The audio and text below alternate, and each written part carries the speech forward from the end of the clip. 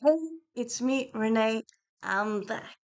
And as you see today, I have a costume on, and that's why today, as you can see from the title, we have a book review or a book gush. So this book, I found it. I don't remember actually where I discovered this author.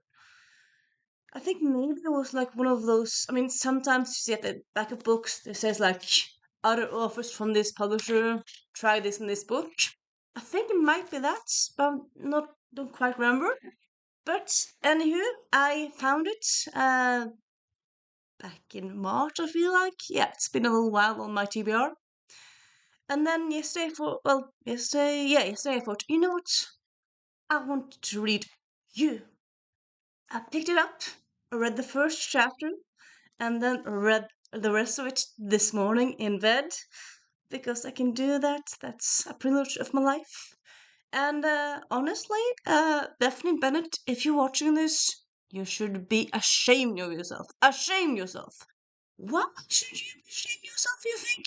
Well, because this book is written amazing, superbly, no arguments, no nothing bad about the book at all. And also, I suppose you could still say, well, why should you be ashamed of writing something good, something amazing? Well, Bethany Bennett, do you know what that consequence is? Do you know what that means? That means that every other offer, every single offer out there wishes they are you. They are sitting right now in their houses crying because they can't write as superbly as you do. That is the consequence of your action, Bennett. Can you realize what that means? Do you realize what you've done? Do you? Do you? Okay, yeah. Uh, well, kidding aside, this book is amazing. I love it so, so much. It's a romance with a duke, I suppose, as 90% of romances are. Not that that's a point, but yeah, I mean, also it's there in title, Good Duke Gone Wild.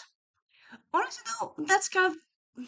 I know, I just said that this book I have no complaints. I have two complaints. One, I don't really understand where the title comes in. Like, why is that title used here? I feel like mostly when you read books, after a while you realize, oh yeah, that's why the book is called that. Oh yeah, of course the book is called that. But here, I don't quite get it. I slightly get it. I suppose it's slightly used in a throwaway line in the book, but still I don't quite get it. But still, it's not an awful title, and it's an amazing book and cover. So I am not gonna harp more about that. Uh, but yeah, and I say, this is a book all about. Okay, so you have a prologue, which quite nice, where the two main characters meet outside of Caroline's family's bookstore. She rushes to the bookstore. It's winter. She's going to get there, and she falls on the ice. Dorian, the Duke, helps her a bit, and helps her out up from the ice. She walks her into the bookstore, and then it kind of their paths doesn't cross. So it's like that's kind of how the first meeting is. And then the first chapter is 2 years after that, and we realize um, that Caroline has been working in her aunt's bookstore for 2 years now. She's been enjoying it. And the Duke Dorian has become like a staple customer because he can't stop thinking about her. He can't stop thinking about him. But also, there's more than that. There's also the fact that Dorian kind of needs to get a wife because he doesn't have a wife and he needs to have heirs and whatnot. And also, Caroline writes novels under alias, which is also kind of a big subplot in the book.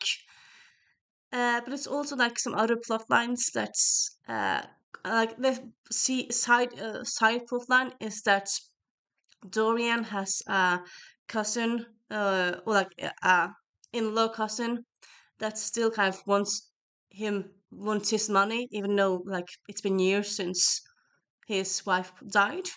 And yeah, that's kind of a bit of a jerk bag. So that's kind of like figuring out how to deal with him. And yeah, honestly, as I said, I read this more or less in one sitting, and I loved it so much. It's an amazing read. It's from dual point of views. You have great fleshed out characters, great characters around them. So it's not just like the main characters, but you have like, yeah, the whole world is fleshed out. It's funny, it's romantic, it's spicy, it's, yeah, as again, great characters. You can't really predict what's gonna happen.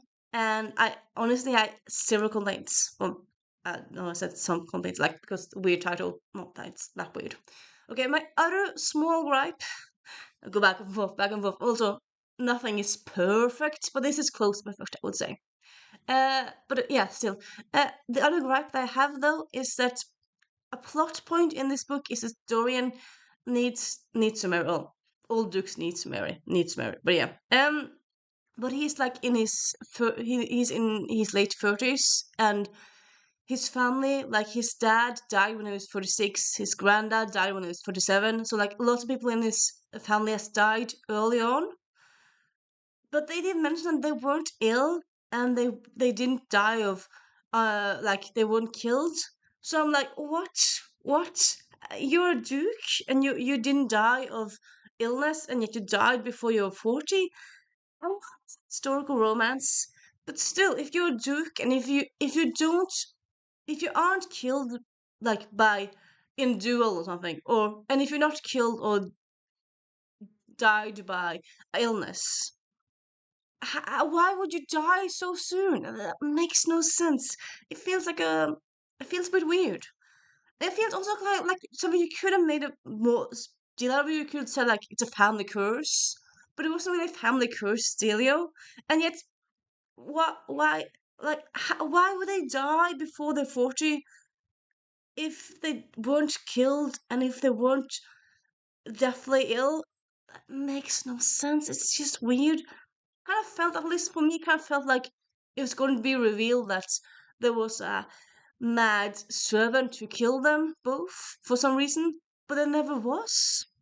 I suppose maybe will be revealed in book two because this is the first in that series of books. I suppose maybe that happens.